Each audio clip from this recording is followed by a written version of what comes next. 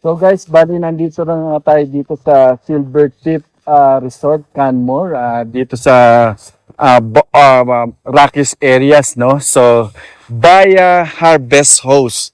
So, Harvest Host is actually a kind of like a membership club, no? If you guys are RVing or motorhoming, no? And if you want to go find a almost free, and I would say free, no? Para sa mga RV nyo na site for camping, no? I highly recommend Harvest Host, no? It has a membership of around $300, no? It's a no-brainer kasi imagine some camping ground will charge you from $50 to even $100 per night. But with Harvest Host, talagang na-experience namin.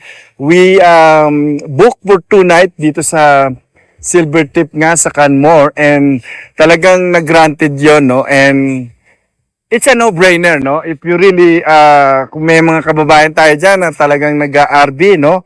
And naghahanap ng way para makatipid kayo dahil talagang yun lang ang mabayaran nyo, yung membership eh.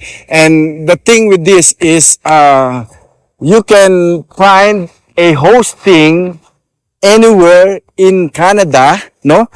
Ang dami nilang hosting resorts, mga farm and all that, no, na nag-allow ng free hosting para sa mga nag-RV. So, I think it's a no-brainer, guys, no? Kung ako sa inyo, since 300 lang naman siya, for the whole year na, I think that is the best thing for you to invest, no? Kung nag-RV ka, let's say, sa isang summer, ilang beses kayo Naputol yung audio, guys, no? Ayun, nadapa pa ako, kumuntik na.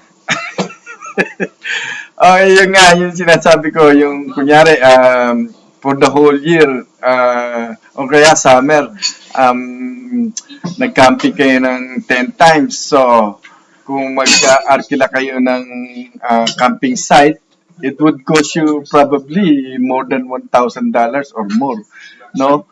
Dun sa Harvest Host is, as I mentioned, 300 lang for the entire year. Talagang no-brainer, no, na pwede nyo talagang mapakinabangan kung kayo ay nag-RV. So, kung kailangan nyo ng link, sabihin nyo lang sa akin.